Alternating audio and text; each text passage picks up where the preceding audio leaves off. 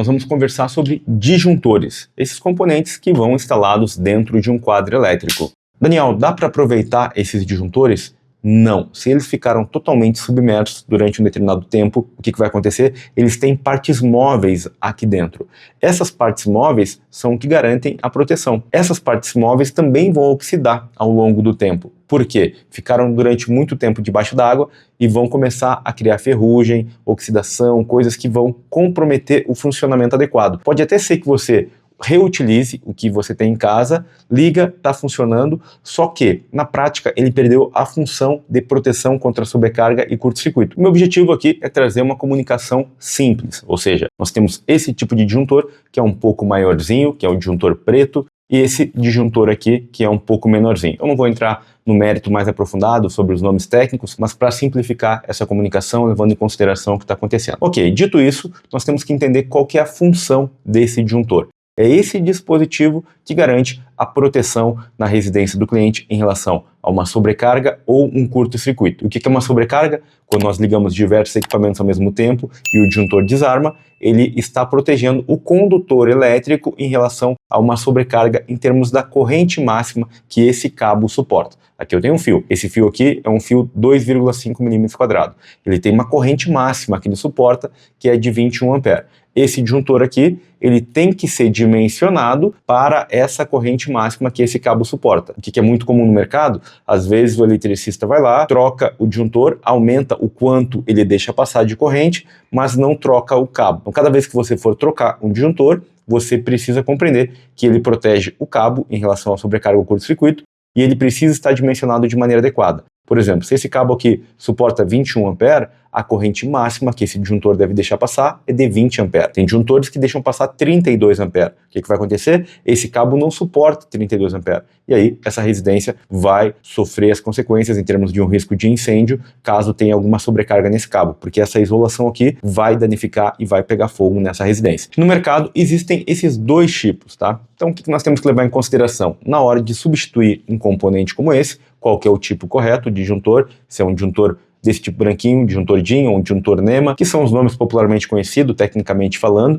mas não vem ao caso tanto nesse momento. Vamos pegar o conceito. Cada disjuntor tem uma capacidade máxima de condução de corrente, que deve estar dimensionada de maneira correta em relação ao cabo. Daniel, dá para aproveitar esses disjuntores? Não. Eles têm partes móveis aqui dentro. Essas partes móveis também vão oxidar. Isso vai acontecer exatamente no momento onde tiver uma sobrecarga na sua instalação. Lembrando que é um dispositivo que evita incêndio na sua edificação. Por isso, ele precisa estar dimensionado de maneira adequada. Oriente o seu cliente em relação a isso. Caso ele não queira substituir, ele testou o disjuntor e falou para você, olha, eu não tenho dinheiro para substituir meus disjuntores. Eu testei e está funcionando. Explique para essa pessoa o risco. Ele muitas vezes vai começar a acontecer daqui a um mês, daqui a 2 meses, 3 meses, 4 meses, quando a situação interna se agravar desse componente. Então é extremamente importante que você oriente o seu cliente para substituir esses disjuntores, dada a complexidade do que está acontecendo, a questão da segurança, mesmo entendendo que muitas pessoas não vão ter dinheiro para substituir. Talvez você tenha que fazer uma ação com o governo, com igrejas, enfim,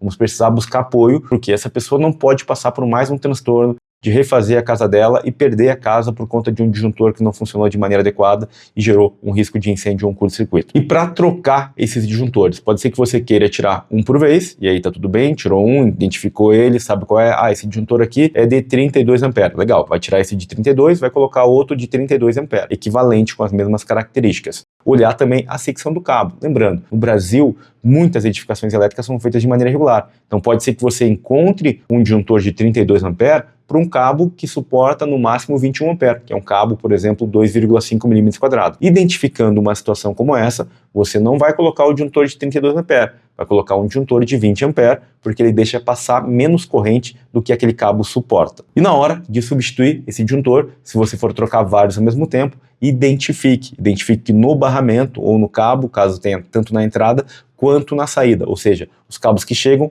na parte superior do disjuntor e que saem na parte inferior, entrada e saída. Por que essa identificação é importante? Se você não identificar, pode ser que você faça uma inversão de fase em algum circuito. Se você é uma dessas pessoas que sofreu isso tudo, eu quero te dar o nosso apoio aqui através não só do meu serviço, como também de uma rede de profissionais do Brasil inteiro. Nós criamos essa plataforma por onde você pode ter uma assessoria, uma consultoria elétrica gratuita. Então, por exemplo, se você tem uma dúvida em relação ao quadro elétrico, como comprar fios, como comprar cabo, dimensionamento de disjuntor, como contratar um profissional, caso você queira fazer alguma coisa e assuma isso por conta e risco, nós não podemos dizer para você fazer sem qualificação adequada, mas nós vamos te passar as melhores orientações em relação ao que pode ser feito naquela situação. Outra coisa muito importante é a segurança.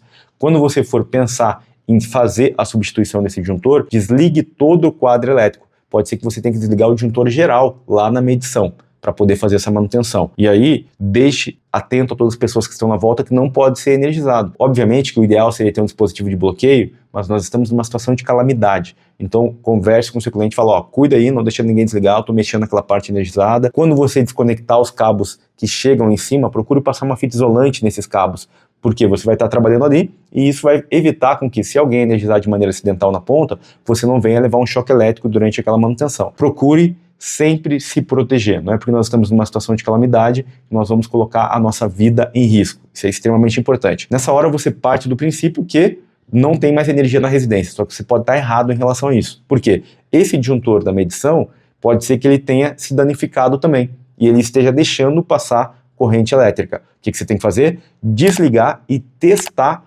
antes de colocar a mão no disjuntor para tirar ele do local, senão você pode levar um choque e morrer. Lembrando, energia elétrica mata muitas pessoas no Brasil. Então desligou, chega lá no local, testa. Como? Você pode pegar, por exemplo, uma chave teste como essa, certifique-se de que ela está funcionando, testou ali, verificou, opa, legal, não tem mais tensão chegando aqui, então posso trabalhar normalmente. Também você pode fazer esse outro teste com um equipamento de medição. Você pode ir lá e verificar se tem tensão ou não.